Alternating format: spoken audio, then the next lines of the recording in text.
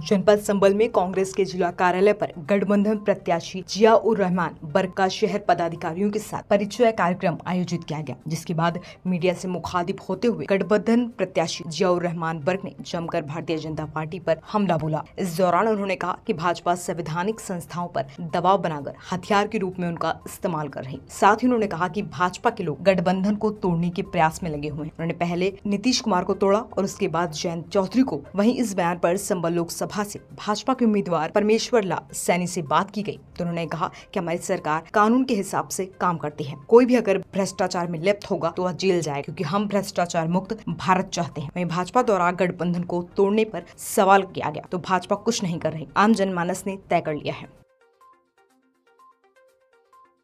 कार्यकर्ताओं की तरफ से कि वो मेरा पूरा सहयोग करेंगे और मैं भी इस मौके पर उनको यह यकीन दिलाता हूँ कि जहाँ उनको जरूरत पड़ेगी तो मैं भी जिया-उर-रहमान बर्ग भी उनके इस चुनाव के बाद में या चुनाव के दरमियान में कहीं जरूरत पड़ेगी तो मैं उनके हर दुख दर्द में शरीक करूँगा।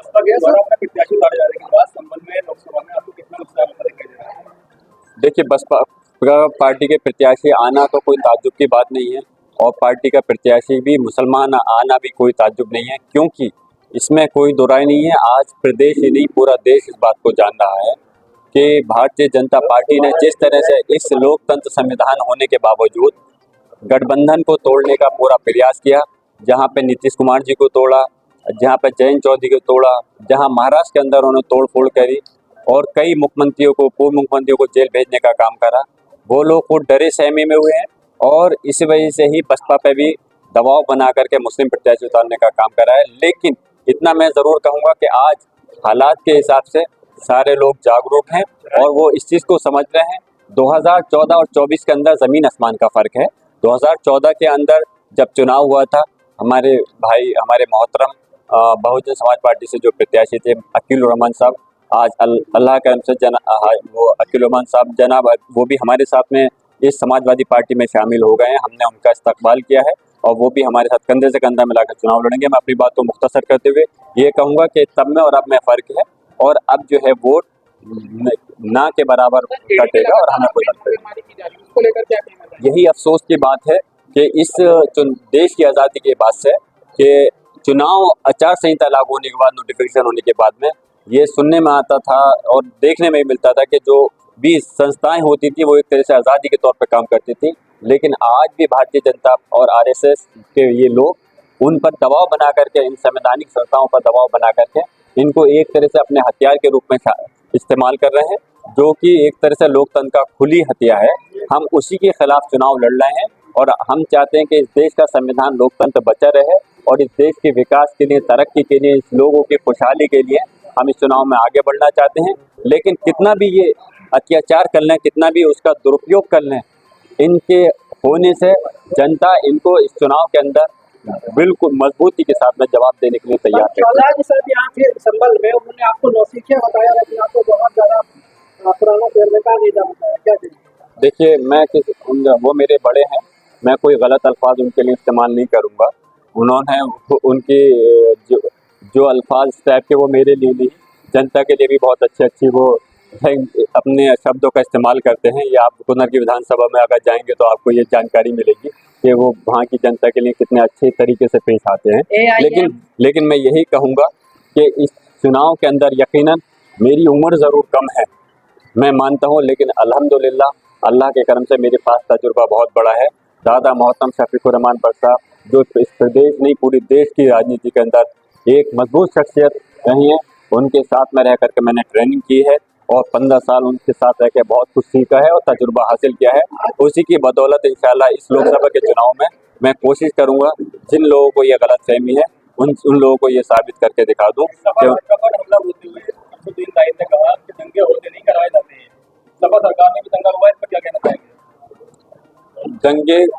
नहीं, अगर उन्होंने कहा कराए जाते हैं तो हम कब कह रहे हैं। भारतीय जनता पार्टी तो अपनी इस चुनाव रणनीति को सत्ता हासिल करने के लिए सारे हथकंडे का इस्तेमाल करती है, लेकिन समाजवादी पार्टी के अंदर जो है हमेशा से इस चीज़ पे खास तौर पे रहा है कि किस प्रकार की कोई घटना नहीं घटनी चाहिए। लेकिन अभी कई घटी है। बहुजन समाज पार्टी के अंदर कौन सी घटनाएं नहीं घटी, लेकिन अगर घटनाएं घटी हैं तो उस पर कंट्रोल किया जाना बड़ा ज़रूरी होता है।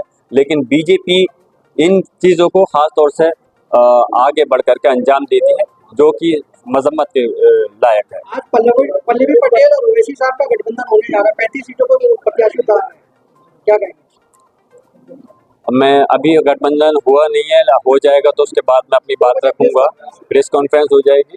लेकिन मैं इतना ही कहूँगा कि हमारा मकसद इंडिया, इस समाजवादी पार्टी, कांग्रेस और पूरी जो सारी पार्टियां, लालू यादव जी, आप पार्टी के लोग इकट्ठा हुए हैं, हमारा मकसद सीधे सीधे सिर्फ और सिर्फ भारतीय जनता पार्टी आरएसएस, जो कि देश के खिलाफ लोग हैं ये लोग, इनको सत्ता से हटा करके और जनता की सरकार बनाना है, जिससे कि देश का विकास हो सके और खुशहाली आ सके। आखिरी सवाल के स्वामी प्रसाद महोदय ने 2 सीटों पर कैंडिडेट उतारे हैं, तो इससे चुनाव पर क्या फर्क पड़ेगा?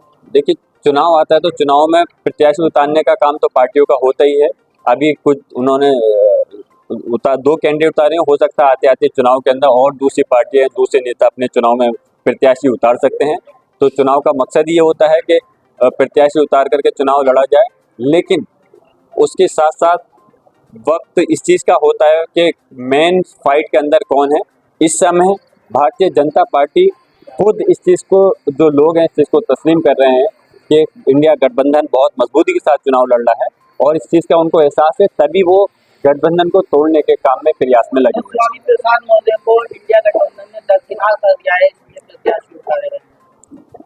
नहीं, अब देखिए, मैंने वही कहा कि प्रत्याशी उतारने का हक हर पार्टी को, हर नेता को है। कोई आज़ादी है, जो पार्टी है वो पार्टी से उतार सकते हैं, जो कोई है तो आज़ादी है से भी अपना नॉमिनेशन करा सकते हैं। लेकिन उन्होंने क्यों किया है, इस चीज़ का जवाब वो खुद दे सकते हैं, उसका जवाब मैं नहीं दे सकता। समाजवादी पार्टी को बहुत सारे कैंडिडेट बदलने पड़ रहे हैं, इसकी क्या वजह हो सकती है? किसको? समाजवादी पार्टी ने करीब 1 दर्जन कैंडिडेट बदल दिए हैं। 1 दर्जन तो नहीं, लेकिन कुछ कैंडिडेट में बदलाव किया है। उसकी वजह यही रहती है कि जब प्रत्याशी मुंतखब होने के बाद में अगर कहीं कोई समस्या आती है, कहीं कोई कमी लगती है, लोगों के मशवरे होते हैं, तो नेताओं को उनसे बात करके उस जगह पे बदलाव भी करना पड़ता है। सर, दूसरे नेताओं को मनाने में अब तक कितना कामयाब हुए हैं? कुछ कार्यकर्ता करके भाजपा में शामिल हुए हैं, क्या कहेंगे? 2-3 लोग को अगर आप ये कहें कि तोड़ करके समाजवादी के वो गए, समाजवादी लोग आज भी समाजवादी के साथ हैं। उनको ये मतलब नहीं कि प्रत्याशी कौन है, आज भी वो पूरे तन मन धन के साथ में चुनाव लड़ा रहे हैं। और इस बार आप लोकसभा का जब चुनाव के बाद, मैं ये बात कोई घमंड में, तकब्बुर में नहीं कह रहा, जब इंशाल्लाह चुनाव का नतीजा आएगा तो इस गठबंधन में समाजवादी और कांग्रेस के आपस के जब लोग मिलकर के, आप पार्टी के जब लोग वोट डालेंगे, तो आपको ये एहसास हो जाएगा कि कोई इससे अलग नहीं था। सिर्फ और सिर्फ एक ये र्यूमर्स हैं और जो हवा उड़ा रखी है उन्होंने भारतीय जनता पार्टी ने, इसके अलावा और कोई दम नहीं है। सभी लोग मिलकर के चुनाव लड़ाएंगे। वक्त आते आते आप देखेंगे सारे लोग, जो अगर कुछ अभी अलग भी हैं तो वो सारे लोग एक मंच पर आपको नजर आएंगे। सर, आप संभल लोकसभा से भाजपा के प्रत्याशी हैं और जो गठबंधन के प्रत्याशी आए हैं जिया उर रहमान बल्क, उन्होंने कल भारतीय जनता पार्टी पर हमला बोलते हुए कहा कि भाजपा जो है संवैधानिक संस्थाओं पर दबाव बनाकर उन्हें हथियार के रूप में इस्तेमाल कर रही है। हमारी सरकार कानून के हिसाब से काम करती है। कोई भी अगर भ्रष्टाचार में लिप्त होगा तो वो जेल जाएगा, कोई भी हो। तो हम चाहते हैं भारत में भ्रष्टाचार मुक्त भारत होना चाहिए। यही मांग हमारी, यही मांग जो है माननीय मोदी जी ने कल कहा कि भ्रष्टाचार कोई भी करेगा, विपक्ष का करे चाहे कोई भी करेगा, अगर वो काम गलत काम करेगा तो जेल जाएगा। साथ ही उन्होंने कहा है कि भाजपा जो है गठबंधन को तोड़ने के प्रयास में लगी हुई है। भाजपा कोई नहीं कर रही है। आम जनमानस ने तय कर लिया है कि इस बार माननीय नरेंद्र मोदी जी तीसरी बार प्रधानमंत्री बनेंगे। सर्व समाज ने तय कर लिया है।